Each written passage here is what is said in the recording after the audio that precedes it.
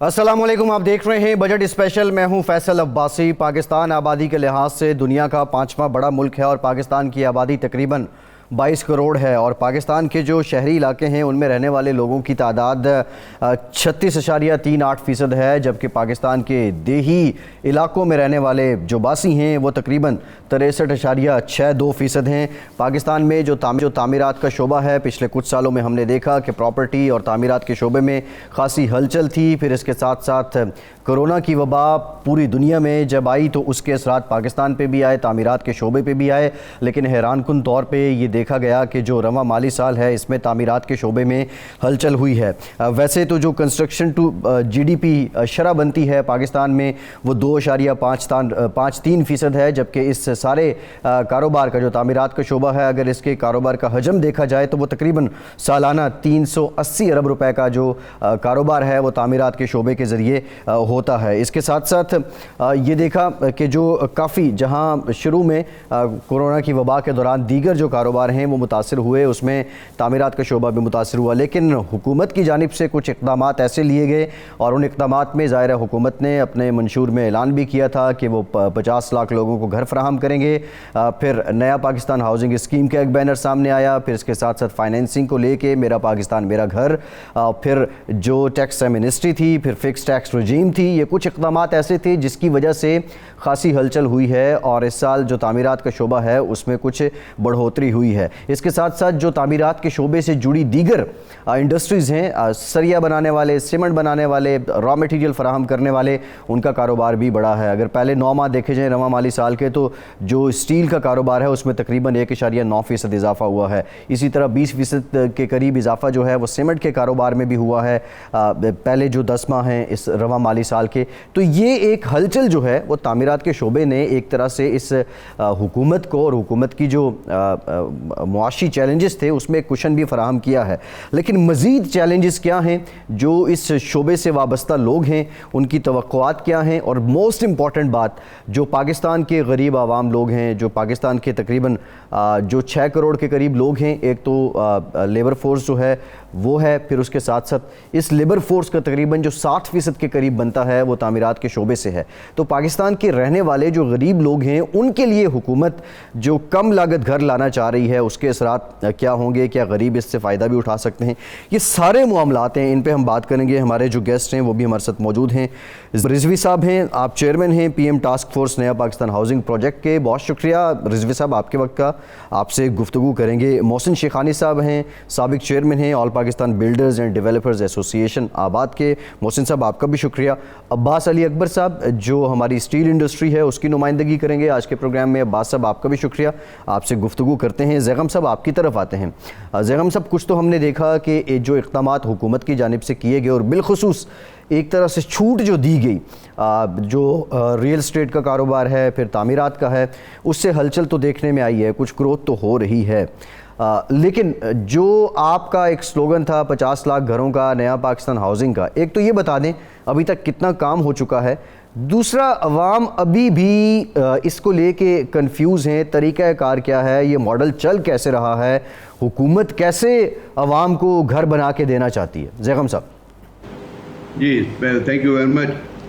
देखिए, बात यह है कि एक तो ये होता है ना कि स्लोगनिज्म वो तो हमारे मुल्क में 1970 से चल रहा है, लेकिन on ground realities and enabling environment वो नहीं उस तरह हुआ जो आप पिछले 2-2.5 साल में आपको देखने में मिल रहा है। मतलब एक फंडामेंटली एक पॉलिसी बनाई गई और उस पॉलिसी में जो अल्हम्दुलिल्लाह I was the architect of that policy, उसके बाद फिर एग्जीक्यूशन प्लेटफॉर्म बनाए गए। फेडरल में नया Pakistan housing development authority, provinces में जैसे पंजाब में फाटा है, Punjab housing town planning authority.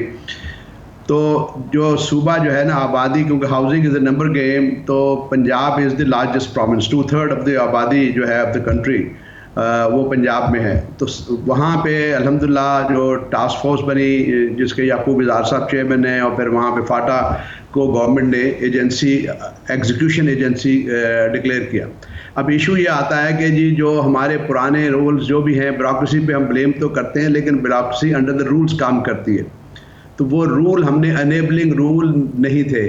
तो पंजाब में बहुत वक्त ज़रूर लगा है इन चीज़ों में पंजाब अफोर्डेबल हाउसिंग रूल्स अब इनेक्ट हो चुके हैं, now they are in functional. इसी तरह कुछ जो हैं वो पार्टनरशिप होगी, प्राइवेट सेक्टर अपनी ज़मीन लाएगा, गवर्नमेंट अपनी ज़मीन ला के प्राइवेट सेक्टर करेगा, तो JV रूल्स भी बन गए हैं। अब उनके तहत अब पंजाब में तो काफ़ी काम शुरू हो चुका है अल्हम्दुलिल्लाह। होता यह है कि घर एक बनाना और बड़े मंसूबों में planning, on ground execution, excavation, development, इस सारी स्टेजेस टाइम लेती हैं, लेकिन अल्लाह इज़ वेरी काइंड के पंजाब की हद तक तो ये सप्लाई साइड पे बहुत काम हो रहा है। दूसरे सूबों में भी हो रहा है, लेकिन definitely Punjab is taking the lead. तो ये तो सप्लाई साइड का इशू था, लेकिन आपको मालूम होगा कि मंडी में अगर माल आए और ख़रीदार के पास पैसे नहीं हैं तो वो भी बड़ा इशू हो सकता है कि माल उठेगा नहीं। तो इस वक्त अल्लाह का शुक्र यह है कि फाइनेंस साइड पे भी गवर्नमेंट ने बहुत एक्टिव काम किया है। आपको तो सुनते ही रहते हैं कि सारे बैंकों को बहुत इंस्ट्रक्शंस हैं। जी जी जी जैगम साहब, ये बड़ी इंपॉर्टेंट बात आपने की है। जो ये मेरा पाकिस्तान मेरा घर स्कीम थी आपकी, कोई 52 अरब रुपए के कर्ज़ों के लिए अप्लाई किया गया आवाम की जानिब से, और तकरीबन जो 15 अरब रुपए हैं वो अहल हुए, उनको कर्ज़े मिल भी गए हैं, बाकियों के मामलात प्रोसेस में हैं। बुनियादी एक चीज़ ये समझा दें, ये जो आप घर बना रहे हैं, ये आप JV भी कर रहे हैं, आप प्राइवेट सेक्टर को भी साथ मिला रहे हैं, आप इन्वेस्टर्स को भी ला रहे हैं, ये सब बातें अपनी जगह हैं। How to deliver that? अवाम अभी भी जब हम लोगों से इंटरेक्ट करते हैं तो उनको ये समझ नहीं आ रही होती है घर हमें मिलेगा कैसे। देखिए, ये बेसिकली देखिए ना, जो स्कीम जिस इलाके की है वहाँ पे आपको पता नादरा में रजिस्ट्रेशन हो रही है, वहाँ की local administration, for example Punjab में मिनिस्टर हैं महमूद रशीद साहब, वो उनकी टास्क फोर्स के तहत वो सारा अपने अपने इलाके में वो इंश्योर करवा रहे हैं। क्योंकि आपको पता है कि कोई आदमी भी, it's not an investment opportunity कि मैं कराची में बैठ के तो गुजरांवाला का घर जो है वो अप्लाई कर रही हूँ, ले लूँ। I have to be from that area. तो वो उस स्कीम के तहत जो जिस जगह के स्कीम आ रही है वो वहीं पे according to the system NADRA से, और आपको बताया कि वो इंश्योर सिर्फ एक ही चीज़ करना है कि ये आदमी ट्रूली डिजर्विंग है फॉर दैट इनकम सेगमेंट। घर खरीदने में किसी को मसला नहीं होगा, लेकिन वो जो लो इनकम अफोर्डेबल सेगमेंट है, जो डेडिकेटेड है फॉर द लो इनकम, उसके लिए ये इंश्योर करना है, जो काफ़ी हद तक नादरा लिंक सिस्टम हो गया है, वो इंश्योर करेगा कि अगर गुजरांवाला में या सियालकोट में, अभी जैसे सियालकोट में 200 एकड़ पे काम शुरू हुआ है, तो वो उन लोगों को जाए उस इलाके के, विच इज़ लार्जली पाकिस्तान में अल्लाह का बड़ा एहसान है कि नादरा ओवर द ईयर्स एक बहुत कॉम्प्रिहेंसिव सिस्टम बन गया है, जो अब और एनरिच हो रहा है, जिसमें एहसास प्रोग्राम के पास बहुत डाटा है कि कौन आदमी truly deserving for that segment. बाकी मिडिल इनकम सेगमेंट के भी घर बन रहे हैं और ये चीज़ें होंगी, क्योंकि 100 के 100 घर अगर किसी जगह बनने तो 100% वो एक ही ठीक है। जैगम साहब ये ज़रा इस पे भी आएंगे। कुछ हम लो इनकम की आप बात कर रहे हैं, जो मॉर्गेज टू GDP है अनफॉर्चुनेटली पाकिस्तान में, दैट इज़ 0.23% जस्ट। तो ये एक अरसे से इस पर ज़रा डिटेल बात भी हम करेंगे। मोहसिन शेखानी साहब, काफ़ी जो हैं हम देखा कि आपकी जो एसोसिएशन है उसके भी जो रिजर्वेशंस थे वो आते रहे, लेकिन ये बता दें कि ये जो फिक्स टैक्स रजीम है, फिर उसके साथ साथ जो मिनिस्ट्री है, इनके क्या असरात हुए हैं कंस्ट्रक्शन और डेवलपमेंट के शोबे पे, कितनी हलचल हुई है, और फिर मोस्ट इम्पॉर्टेंट क्या ईज़ ऑफ डूइंग बिज़नेस, जो सबसे बड़ा आपका शिकवा होता था आज से कुछ साल पहले, वो अब दूर हो गया है। थैंक यू फैसल, बहुत शुक्रिया आपका। और मैं समझता हूँ कि जो प्राइम मिनिस्टर का विजन है और वो लेके जो चीज़ें चल रहे हैं, और हर हफ्ते इन जो भी चीज़ें हैं उनको एड्रेस की जाती है, और एड्रेस करने का मतलब है कि वो खुद टाइम देते हैं, खुद 2 घंटे उस मीटिंग को चेयर करना। तो चीज़ें चल तो रही हैं, लेकिन आप समझे कि अभी तक जितने भी काम हुए हैं वो 25% काम हुए हैं। जो भी कंस्ट्रक्शन की एक्टिविटीज़ हुई है 20 से 25% हुई है, अभी 75% काम होने बाकी हैं। अभी लो कास्ट हाउसिंग के सारे इश्यूज बाकी हैं जो आ रहे हैं, जो प्राइम मिनिस्टर की तरफ से होना है। इसके अलावा जितने आप समझिए अप्रूवल्स हैं, अभी तक वो रिजर्वेशंस हैं हमारे इदारों में। कुछ इदारे जैसे LDA वगैरह है, उन्होंने बहुत अच्छा काम किया। लाहौर डेवलपमेंट अथॉरिटी ने वहाँ प्राइवेट सेक्टर से लोग लिया। आपने इमरान को जब उन्होंने प्राइवेट सेक्टर से लिया, वो खुद एक डेवलपर्स था, खुद आबाद का मेंबर था, तो आपको अभी जरूरत है प्राइवेट जो पब्लिक जो इतने भी प्राइवेट सेक्टर है, जो स्टेक होल्डर्स है, उन इदारों में जहां पे काम रुक रहा है वहां पे हमें आपको एक्सेस देना पड़ेगा, उन इदारों में बिठाना पड़ेगा ताकि जिनका काम है वो काम कर सके। बेसिकली वो लोग तो एक स्लो पेस और एक करप्शन का सिस्टम था, अभी तक डिजिटलाइजेशन नहीं हुआ पूरा, जो कोशिश के बावजूद भी आप समझे अभी तक टेक टाइम, लेकिन होने वाला है। लेकिन ये सारी चीजें जब हो जाएंगी, जब आपका वन विंडो ऑपरेशन हो जाएंगे तो ज्यादा बेहतर होगा। जो प्रोजेक्ट अभी रुके हुए हैं वो आने हैं लो कास्ट हाउसिंग के, तो जो एक विजन था प्राइम मिनिस्टर का, उसने दिखा दिया कि ये इंडस्ट्री अगर चलेगी तो बहुत बड़ा चेंज आ सकता है, बहुत एक्टिविटीज चलेंगी। एलाइट इंडस्ट्री 70 इंडस्ट्रीज के साथ चलेगी, और उन इंडस्ट्रियों के बारे में भी सोचना है कि जब अभी ये पोजीशन है स्टील और सीमेंट की, तो आने वाले वक्तों में डेफिनेटली 75% काम बाकी है, वो होगा तो और प्रोजेक्ट आएंगे, तो वो डिमांड एंड सप्लाई को हमें कवर करना पड़ेगा। उन चीजों को अगर इतनी डिमांड है तो वो हमारे पास इतना बैकअप होना चाहिए कि सीमेंट इतना होना चाहिए, स्टील इतना होना चाहिए, और प्राइस को भी हमें कंट्रोल करना है ताकि एक विजन प्राइस कंट्रोल करना पड़ेगा या फिक्स करना पड़ेगा?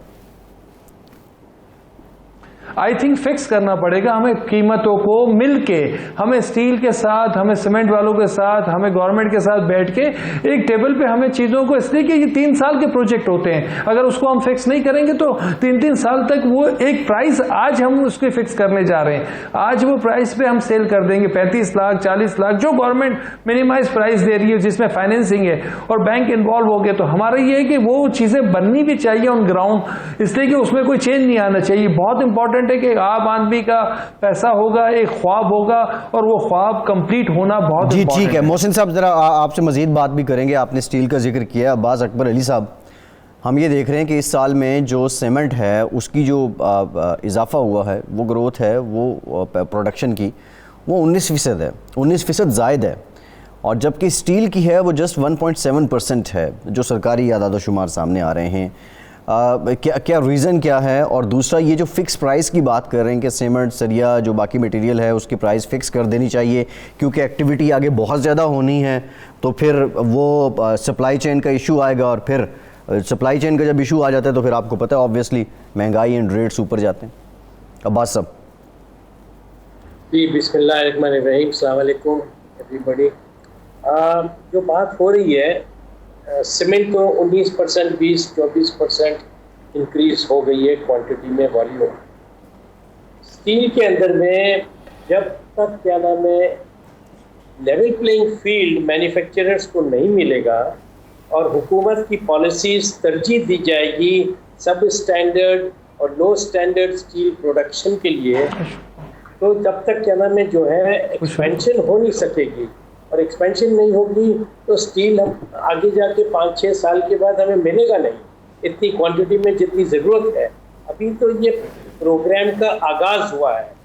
हमारा प्रोग्राम, हमारे जो मेंबरान का जो प्रोग्राम है कैपेसिटी को डबल करने के लिए विद इन 1 ईयर और 2 ईयर्स, वो सब रुके हुए हैं। इसलिए रुके हुए हैं कि हुकूमत की पॉलिसी ये है कि इंटरमीडिएट और क्या नाम है रॉ मटेरियल्स, तो बाकी जो रॉ मटेरियल्स है उसके ऊपर 0% ड्यूटी है, और हम लोग 7 to 10% ड्यूटी दे रहे हैं, जो हम लोग क्वालिटी प्रोडक्ट्स हम पाकिस्तान में बना रहे हैं। तो लिहाजा हुकूमत को ये चाहिए कि हमें लेवल प्लेइंग फील्ड दे। पाकिस्तान के अंदर में लोहा बहुत है, कैपेसिटी बहुत है, मगर प्रॉब्लम ये है कि we are dependent upon imported raw material. Imported raw material वो ये है स्टील मेल्टेबल स्क्रैप, वो जो 430 या $420 पे पर टन होती थी, आज वो 515 से लेके $530 तक हो गई है। तो लिहाजा हुकूमत को चाहिए कि अगर उनको प्राइसेस ऑफ स्टील की कम करनी है प्राइसेस को, तो उनको अपना 28 से 30 हज़ार रुपये पर टन ड्यूटी है पर every ton of steel. Pakistan में जो एवरी टन ऑफ स्टील जो प्रोड्यूस हो रहा है उसके ऊपर तकरीबन 28 से 30 हज़ार रुपये तो सिर्फ ड्यूटीज़ है एंड सेल्स टैक्स है। तो जब तक ये हुकूमत इनको जीरो नहीं करेगी तब तक क्या नाम अभी अब्बास दाम बढ़ते जाएंगे। साहब, कितना सेल्स टैक्स आप दे रहे हैं, मतलब किस तनासुब से? आई थिंक 17% है, तो अभी आप क्या एक्सपेक्ट क्या कर रहे हैं कि कितना कम हो जाना चाहिए, मतलब फिक्स टैक्स कितना हो जाए? से अगर इस प्रोग्राम को कोई आगे ले जाना है तो इसको क्या नाम है 5% पे लाना पड़ेगा। सेल्स टैक्स 5% पे लाना पड़ेगा और इंपोर्ट ड्यूटीज और आरडी जो हमारे raw material, basic raw material है विच इज मेल्टेबल स्क्रैप, उसके ऊपर में जीरो करना पड़ेगा।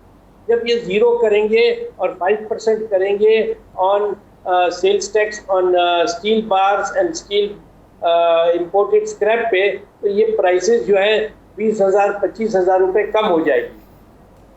जी ठीक है अब्बास साहब, यानी आप ये कह रहे हैं कि स्टील्स के लिए जो स्टील इंडस्ट्री है एक ऐसी पॉलिसी आनी चाहिए कि फ्लैट टैक्स हो और वन विंडो ऑपरेशंस हों। ज़ैगम साहब, अभी फाइनेंसिंग का भी आपने जिक्र किया था। पाकिस्तान में कल्चर नहीं है इस तरह का, मतलब जिस तरह बाकी दुनिया में है, मॉर्गेज कल्चर कह लें या फिर हाउस फाइनेंसिंग कह लें, यहाँ बहुत से और भी रिजर्वेशंस रहे हैं। इस्लामिक बैंक्स के आने के बाद खासा कुछ एक रुझान तो लोगों में सामने आया है। लोग जब ये कर्ज़ा लेने जा रहे हैं घर बनाने के लिए, तो उसमें शुरू में लोगों का ये कहना था कि बैंक का क्राइटेरिया इतना सख्त है कि वो ना देने वाली बात है। फिर इस पे स्टेट बैंक ने कुछ पॉलिसी चेंज की, कुछ प्राइम मिनिस्टर साहब ने ख़ुद भी इसको फोकस किया। तो अब जो बैंक जिस तरह फाइनेंसिंग कर रहे हैं, आप समझते हैं कि उससे आप मुतमईन हैं? कुछ तनासुब, कुछ हलचल तो हुई है, कुछ फ़ायदा तो हुआ है? देखिए, दो चीज़ें हैं। एक तो यह है कि जो आपने खुद ही बहुत अच्छी बात की कि पाकिस्तान में mortgage debt to GDP ratio वो तकरीबन 0.3% है। मीनिंग 70 बरस में हमारा आउटस्टैंडिंग मॉर्गेज डेट इस वक्त जो है वो अबाउट 107-8 बिलियन के करीब है। 107-8 या लेस से 10 अरब भी होगा।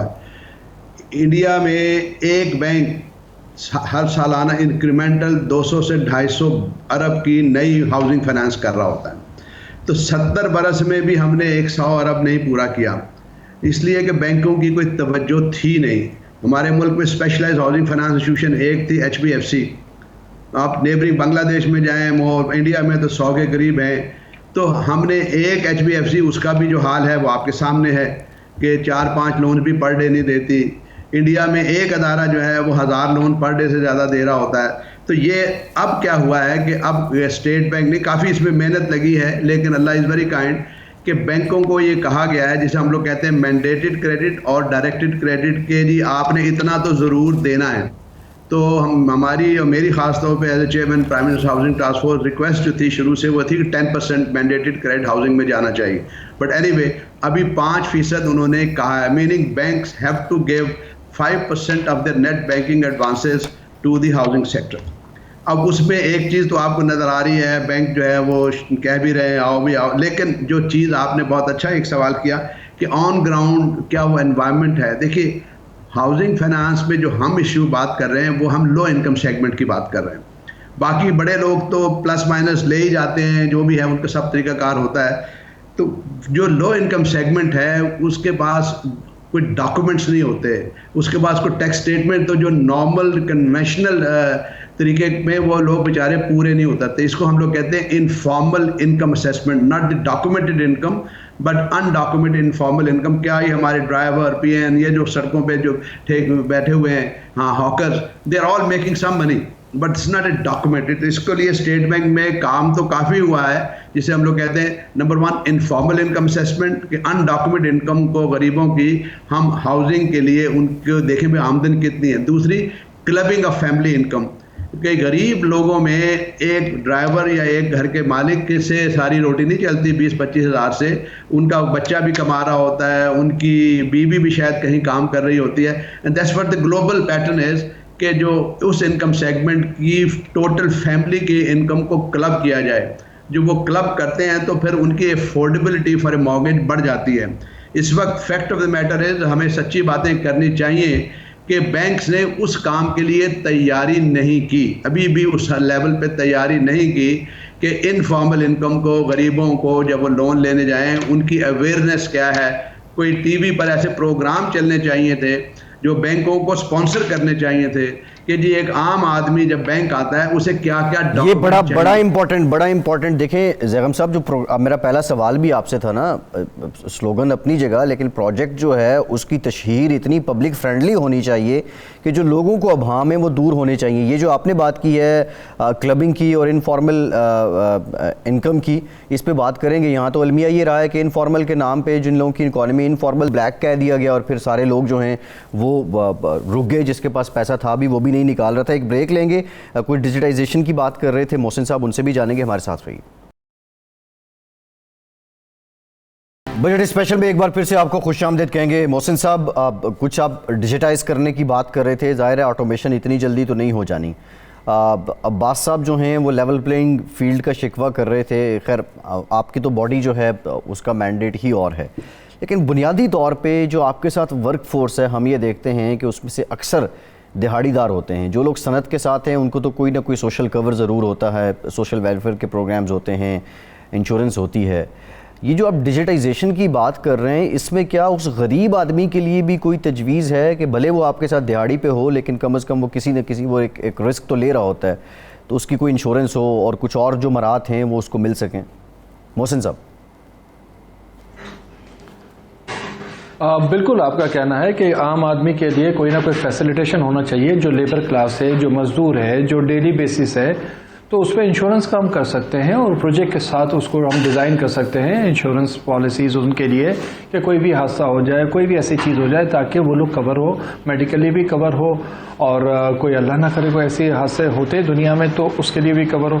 तो ये कर सकते, कोई इतना बड़ा उतना इश्यूज़ नहीं है। और कुछ चीज़ें हमारी कंपनी में, काफ़ी कंपनियों उसमें, बड़ी कंपनी में ये चीज़ें होती हैं।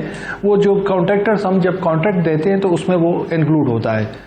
तो इतने वो आप समझिए कि बहुत कम उसमें ये चीज़ें होती है और इसको हम मैंडेटरी भी कर सकते हैं हर प्रोजेक्ट के साथ भी। लेकिन बेसिकली जब काम चलता है, और काम चलना चाहिए, जो आप ये देख रहे हैं कि एक प्राइम मिनिस्टर का था, एक सोच थी और वो कंटिन्यू बैठे और उन्होंने वो पॉलिसीज़ और आपने वो एनवायरनमेंट आपने वो क्रिएट किया। देखें 70 साल 50 साल से एक चीज़ बिल्कुल डिफरेंट मोड में जा रही थी और बिल्कुल उसकी तरफ तवज्जो ही नहीं थी। कभी हाउसिंग सेक्टर को किसी ने तवज्जो नहीं दी। पहली दफ़ा आपने इंडस्ट्री डिक्लेयर किया, पहली दफ़ा आपको समझ आया कि ये सेक्टर चलेगा तो आपकी अलाइड इंडस्ट्री चलेगी, आपके लाखों लोगों को रोजगार मिलेगा, आपकी इकोनॉमी मूव करेगी, आपका जीडीपी चेंज हो जाएगा। आपने बैंकों को साथ रखा, आपने एफबीआर को साथ रखा और ये चीजें मतलब एक विजन की बात है, एक सोच की बात है और ये सोच थी तो ये काम चल रहा है। और अगर इसी तरह चला और थोड़ी तवज्जो रही और ये जो एक आपने इंसेंटिव स्कीम दी थी उसका हमने उनको कहा है कि 1 साल का टाइम बढ़ाना चाहिए, इसलिए कि अभी 25% काम हुआ है, तो इसको हम बढ़ाएंगे तो और लोग इसमें अट्रैक्ट होंगे। मतलब आप कह रहे हैं एमनेस्टी जो है उसको बढ़ाना चाहिए, आप कह रहे हैं कि एमनेस्टी जो है इसको बढ़ाना चाहिए, या फिक्स टैक्स रिजीम की आप बात कर रहे हैं? डेफिनेटली बिल्कुल मैं वो कह रहा हूं कि उसको बढ़ाना चाहिए, उसको 1 साल, जब तक ये प्रोजेक्ट एक लाइन पे नहीं आ जाते। नहीं देखिए यहाँ दो चीजें हैं ना मोहसिन साहब, क्या आप कह रहे हैं जो एमनेस्टी गवर्नमेंट ने छूट दी थी, पूछगछ नहीं होगी, उसको बढ़ाना चाहिए या फिक्स टैक्स रिजीम जो है इसी को तूल देना चाहिए? 2 चीजें, या दोनों को आप कह रहे हैं? मैं दोनों को कह रहा हूं। ये आपके पास आपको नजर आ रहा है ना, गवर्नमेंट को, पूरी दुनिया को नजर आ रहा है कि ये सेक्टर को जब आपने इंसेंटिव दिया है और ये चीजें आम आवाम को दी है, एक आम पब्लिक को ये सारे इंसेंटिव है, आपका पास ऑन हो रहा है, आपने फिक्स टैक्स किया हुआ है, आपने इन्वेस्टमेंट्स को अभी पूछ नहीं रहे, तो ये सारी चीजें एक मूवमेंट नजर आ रही है और इसको कंटिन्यू होना चाहिए। जी बिल्कुल ठीक है मोहसिन साहब, ये आपका पॉइंट ऑफ व्यू आ गया। फिक्स टैक्स तो है आपकी तरफ, अब्बास साहब भी फिक्स टैक्स की डिमांड कर रहे हैं, लेकिन अब्बास साहब जो डेवलपर्स हैं, बिल्डर्स हैं, वो ये कह रहे हैं कि जो सीमेंट है या सरिया है इसकी प्राइस को भी कम से कम 2 साल या 3 साल या एक मखसूस दौराने के लिए फ़िक्स कर दिया जाए। फिर आपने रॉ मटेरियल की बात की, जब आप मटेरियल इंपोर्ट करते हैं इंटरनेशनल मार्केट में तो प्राइस जो हैं वो वेरी करती हैं, फ्लैक्चुएट करती हैं। इज़ इट पॉसिबल कि वो फिक्स हो सकती है पाकिस्तान में? नहीं जी, आई डोंट थिंक क्या नाम है, जो प्राइसेस जो है फिक्स हो सकती है। हमने देखा है कि दूध की प्राइसेस हैं, शुगर की प्राइसेस हैं, उसके अंदर में क्या हाल हो गए हैं। ये फिक्सेशन होनी नहीं चाहिए, it should be a free market mechanism. उसके अंदर में ये हो सकता है कि हुकूमत अपने टैक्सेस को जब international prices of raw materials की बहुत हाई हो जाती है, तो उनके जो ड्यूटीज एंड टैक्सेस हैं वो ऑलमोस्ट जीरो पे या वेरी नेग्लिजिबल लेवल पे लाने चाहिए, क्योंकि उनका जो मेकअप हो जाता है because of the high prices, उसके ऊपर में लोअर रेट ऑफ ड्यूटी लगा के उनकी इनकम, उनकी जो रेवेन्यू है वो हिट नहीं होती है।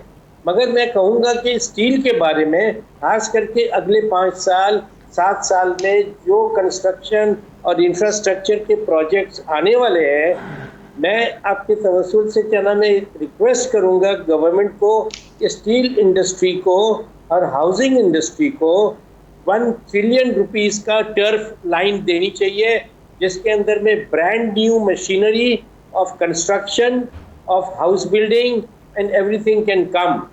बिकॉज ये एक दिन का या मैजिक वैंड नहीं है कि आज हमने डिसाइड किया और कल स्टील का कैपेसिटी डबल हो जाएगी।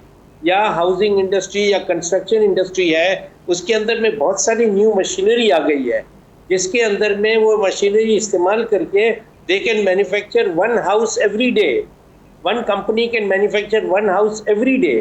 तो ये सब चीज़ें लाने के लिए और जदीद टेक्नोलॉजी बाहर से लाने के लिए ये 2 सेक्टर को another TERF program, specially design TERF program लाना पड़ेगा हुकूमत को 1 ट्रिलियन रुपीस का, जो कि हाउसिंग इंडस्ट्री अपनी मैकेनाइजेशन करें, उसकी शटरिंग मैकेनाइजेशन करें, उसकी क्या नाम है जो है लो हाउसिंग और हाउसिंग के लिए वो मैकेनाइजेशन करें। स्टील इंडस्ट्री को टर्फ लाना पड़ेगा, इसलिए कि ये 5-5, 6-6 साल लगते हैं एक प्रोजेक्ट को लाने के लिए। अगर ज़मीन, बिजली, पानी, गैस होता है तो कम से कम 2 से 2.5 साल लगते हैं। अगर इसको क्या नाम है टर्फ प्रोग्राम के अंदर में लाया जाए तो मैं समझता हूँ कि कंस्ट्रक्शन और स्टील इंडस्ट्री और सीमेंट इंडस्ट्री के ऊपर में भी हमको टर्फ प्रोग्राम देना चाहिए। जो टर्फ प्रोग्राम अभी था पाकिस्तान का, उसका बेशतर हिस्सा टेक्सटाइल इंडस्ट्री ने ले लिया है। जी, मतलब आप बात सब आप ये कह रहे हैं कि ज़ीरो रेटेड होना चाहिए, आप ये कह रहे हैं कि ज़ीरो रेटेड कर देना चाहिए, ठीक है। अच्छा, इस पे ज़रा आएंगे हम। अभी आप लो कॉस्ट हाउसिंग की बहुत ज़्यादा बात हो रही है। जगम साहब, हम बैंक्स की बात कर रहे थे पहले कि एक नया तरीका जो है वो गरीब आवाम जो है उनको कर्ज़ देने के लिए आप चाह रहे हैं कि एक नई पॉलिसी बनाई जाए। हमने आवाम से जब जानना चाहा कि बुनियादी तौर पे अगर आवाम से हमने ये पूछा कि जो कम लागत घरों की सरकार की पॉलिसियाँ हैं उसको लेके वो क्या समझते हैं कि वो उससे घर ख़रीद सकते हैं, तो उनका जो रिएक्शन था वो भी हम कुछ देर में आपके साथ शेयर करते हैं। लेकिन जगम साहब, ये आप जो बात कर रहे हैं कि हमें थोड़ा सा इनफॉर्मल होना पड़ेगा। अच्छा, ये जो आप इनफॉर्मल की बात करें ये थोड़ा मुझे कन्वेंशनल भी लगता है कि बहुत ज़्यादा कर्ज़ लेने वाले पे जो और कर्ज़ देने वाले ने भी काफ़ी भावताव और फिर बहुत रिस्ट्रिक्शंस लगा दी थी। तो बैंक्स क्या इस पे राज़ी हो जाएंगे और फिर वो उसकी रिकवरी की एश्योरेंस के तौर पर क्या डिमांड कर रहे हैं आपसे? जी देखिए, मैं आपसे अर्ज़ करूं, मैं तो खुद एमडी और चेयरमैन रहा हाउस बिल्डिंग फाइनेंस कॉर्पोरेशन का, और मेरा तजर्बा है, मैं एक बड़े बवांगे दुहल ये बात कहता हूं कि मेरा HPFC का तजर्बा है कि गरीब डिले करता है, कभी डिफ़ॉल्ट नहीं करता। डिफ़ॉल्ट हमेशा अमीर करता है, उसके पास पैसा होता है वो दे नहीं पाता। गरीब अगर नहीं दे रहा तो उसके पास उस वक्त मुश्किल होती है कि घर में बीमार हो गया। और ये ग्लोबल है। ग्रामीण बैंक डॉक्टर यूनिस ने दुनिया को साबित किया है कि गरीब डिफ़ॉल्ट नहीं करता। 100% रिकवरी रेट है ग्रामीण बैंक का। अखुवत पाकिस्तान, जो आप डॉक्टर अमजद साकिब से पूछिए, ऑलमोस्ट 100% रिकवरी रेट है। ये ख्याल है हमारे यहाँ नावे बातें होती हैं, जब गरीब को देना नहीं है ना तो हम उसे कभी कुछ दिया ही नहीं तो डिफ़ॉल्ट बेचारे ने क्या करना है। ये इनफॉर्मल इनकम असेसमेंट की सिर्फ हम बात इसलिए करते हैं कि formal income, salary class is very small percentage जो डॉक्यूमेंटेड इनकम होती है। ये सिस्टम में लोग कमा रहे हैं। आप 90% लोग अपने ड्राइवर्स को डॉक्यूमेंटेड इनकम दे रहे होते हैं, वो पकड़ा देते हैं पैसे। बहुत कम अकाउंट है सिर्फ उसके लिए। और ये नहीं कि हम कर रहे हैं, ग्लोबल प्रैक्टिस है। इवन इन इंडिया, जाइए बांग्लादेश, जाइए आप इंडोनेशिया, मलेशिया, सब जगह पे फॉर्मल और इनफॉर्मल इनकम का सेपरेट है।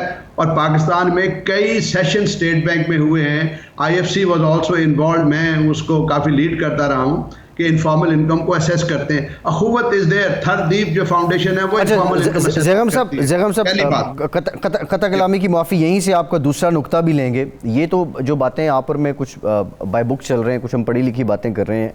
इन जनरल जो अवाम सुरात है ना कि ये जो कम लागत वाले घर हैं और इसके लिए फाइनेंसिंग है, जब हमने उनसे ये पूछा कि इससे आप क्या घर ख़रीद सकते हैं या आपको रिलीफ मिलेगा, तो अवाम ने क्या कहा, उनके पहले ये कमेंट्स जान लेते हैं, फिर आके ज़ैगम साहब आपसे गुफ्तगू करेंगे। जी, हुकूमत पाकिस्तान अच्छा काम कर रही है, गुड एफर्ट है। हुकूमत जो कर्जा दे रही है, जो घर दे रही है, अब उनकी ये शरायत है कि जी 50% होना चाहिए। मिसाल के तौर पर अगर 60 लाख का घर है तो 30 लाख होना चाहिए। अब मैं तनख्वाहदार बंदा हूँ और मैं 30 लाख कहाँ से लाऊं? जी, मैं यकीनन इस बात को सराहता हूँ पर्सनली कि गवर्नमेंट का बहुत बड़ा प्रोजेक्ट है जो अवाम के ही हक में जाता है। बजट तो पहले ही घर का बहुत मुश्किल से बनता है, तो एकदम से ये सारी चीजें जो है वो यकमुश्त क्या कहते हैं कि मैनेज करना बहुत मुश्किल है। आम आदमी जिसकी 30,000 35,000 सैलरी है वो बिल्कुल भी अफोर्ड नहीं कर सकता। सर्वाइव करना बहुत मुश्किल हो गया। हम भी जॉब कर रहे हैं तो हमारा सर्वाइव करना बहुत मुश्किल हो गया है, तो आम बंदे का क्या इस वक्त उनकी क्या कंडीशन होगी? ज़ैगम साहब, ये मिला जुला रिएक्शन है लोगों का, आपने भी सुना है। आप बात कर रहे थे, बात कर रहे हैं ना जी, ये अच्छा किया। एक काम मैं आपको तजवीज़ देता हूँ, एक टीवी प्रोग्राम, हम बाकी ये कत्ल हो गया, वो मर गया, ये सारा वक्त सुनाते रहते हैं। आप एक प्रोग्राम कंडक्ट कीजिए कि कुछ लोग वो इकट्ठे कीजिए जो लो इनकम सेगमेंट के थे जिनको कर्जा मिला है, कुछ वो लोग इकट्ठे कीजिए जो गए और जिनको बैंकों ने नहीं दिया, उनको आगे पीछे दौड़ाते रहे। दोनों से पूछिए उनके साथ बीती क्या है, उनसे क्या डॉक्यूमेंट मांगे गए हैं, उनसे क्या नहीं किए, तो वहाँ पर वो फैसिलिटेशन आएगी। आपको अंदाज़ा लगेगा कि जी जो सिस्टम है, अभी जैसे किसी ने कहा कि 50%, हालांकि जो पॉलिसी के तहत लोन टू वैल्यू इज़ 1090, यानी कि 90% लोन हो सकता है, 10% इक्विटी की बात है, ये पॉलिसी है। आप देखिए, अब अगर बैंक को किसी को कह रहा है 50 दे दो, तो वो जाहिर बात है वो स्टेट की पॉलिसी के मुताबिक कंप्लायंस नहीं हो रही। तो ये बहुत अहम बात है जो आपने की, इसका प्रोग्राम कीजिए आप, ताकि लोगों को पता लगे कि जो बैंक जाते हैं। ज़ैगम साहब, हम तो प्रोग्राम कर देंगे। बैंक का कर्जा लेने के लिए कोई एक प्रोग्राम भी नहीं आया कि जो आम आदमी को बताए। सर ज़ैगम साहब, हम तो प्रोग्राम कर देंगे, हम प्रोग्राम कर देंगे, लेकिन जो पॉलिसी आप लोग बना रहे हैं, स्टेट बैंक से भी गुजारिश करें, बाकियों से भी कहें कि कुछ ऐसी तशहीर करें, उसकी उस अंदाज में करें, भले आप रीजनल लैंग्वेजेस में चले जाएं, कोई स्ट्रीट परफॉर्म करें, जैसे भी करें, कि लोगों को ये समझाएं जो आपकी पॉलिसीज़ हैं। ये किताबों की दुनिया और है, हकीकी दुनिया और है। ज़ैगम साहब, मैं अब देखिए ना 50-50 की वो बात कर रहा है, जबकि पॉलिसी में 1090 है, 10% बात हो रही है। तो ये कोई मीडिया कैंपेन शुरू करें। मैं इश्तिहार नहीं मांग रहा, लेकिन आप इसको करें, इसको नहीं होना चाहिए। दूसरी अभी आपने एक बात की थी मोहसिन शाखानी साहब ने, मैं उसे बार बार अर्ज करूंगा, एमनेस्टी स्कीम ये होती है कि वो पैसा तो इकोनॉमी में सर्कुलेट करता है, सिस्टम में नहीं आता। एमनेस्टी स्कीम के बाद एक बार उसे आप माफ़ करते हैं, जिन नो क्वेश्चन आस्क्ड, उसके बाद वो हमेशा डॉक्यूमेंटेड इकोनॉमी में रहता है। Amnesty scheme is one of the finest mechanism. बिल्कुल मैं एग्री करता हूँ अब्बास साहब से भी और मोहसिन साहब से भी कि इसको एक्सटेंशन दें, जो सिस्टम से बाहर पैसा है, give them once exemption, system में आ जाए, उसके बाद वो हमेशा सिस्टम में रहेगा, सिस्टम से बाहर नहीं जा सकेगा। अच्छा, डॉक्यूमेंटेड इकोनॉमी आपकी सब्सटेंशियली ग्रो करेगी। जी बिल्कुल ठीक है। मोहसिन साहब, एक तो ये अब्बास साहब ने बात की ज़ीरो रेटिंग वाली या मोर इंसेंटिव्स वाली जो आने चाहिए, जो आपकी इंडस्ट्री के साथ जुड़े हुए जो दीगर शोबे हैं, और दूसरा जो एमनेस्टी की बात है, ज़रा आप ये बता दें कि जब ये गवर्नमेंट ने एमनेस्टी अनाउंस की तो उस वक्त क्या लोग जो हैं वो एतमाद कर रहे थे? क्योंकि हम तो ये भी देख रहे थे कि बाज़ लोग ऐसे भी थे, वो कहते थे यार आज ये एमनेस्टी में हम अगर क्लियर हो भी जाएं तो कल इन्होंने फिर, और बिलखुसूस FBR का कहते थे कि उन्होंने रिकॉर्ड निकाल के फिर हमें नोटिस करना है। ये इम्प्रेशन क्या अभी भी है मोहसिन साहब? बिल्कुल ऐसा इम्प्रेशन उस वक्त भी था और लोगों के जहन में था कि पता नहीं ये होगा या कहीं कोई प्रॉब्लम आ जाएंगे।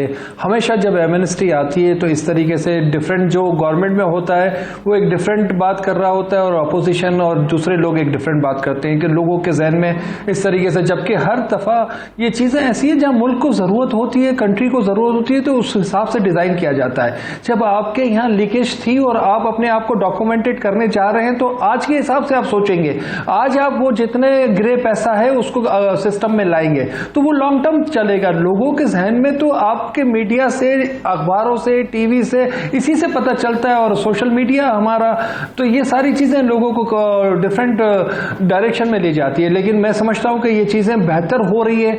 जो एक डायरेक्शन था प्राइम मिनिस्टर को बहुत जगहों पे मिसगाइड किया जाता है। उनको ये बताया जाता है पता नहीं ये डेवलपर आपसे क्या ले लेगा, ये बिल्डर क्या पॉलिसीज ले लेगा, कभी कोई और एक इश्यूज जैसे कोई स्कैंडल जैसे रिंग रोड, तो उस पर भी तो सारे बोझ आप पे हाउसिंग और कंस्ट्रक्शन पे डाला जाता है। तो उनको अंडर प्रेशर किया जाता है कि ये सब चीजें, ये ब्यूरोक्रेसी, तो ये सबको समझना चाहिए कि ये डायरेक्शन बिल्कुल सही है, पूरी दुनिया में हो रहा है और हमें इसको लेके चलना है ताकि ये कंट्री आगे की तरफ जाए। जितना भी आपका गृह पैसा अगर बाहर पड़ा रहेगा आपके तिजोरियों में तो फायदा नहीं है। बैंकों को भी हमें उस तरीके से लेके आना है कि आप उस मोड में लोगों को किस तरह फैसिलिटेट कर सकते हैं।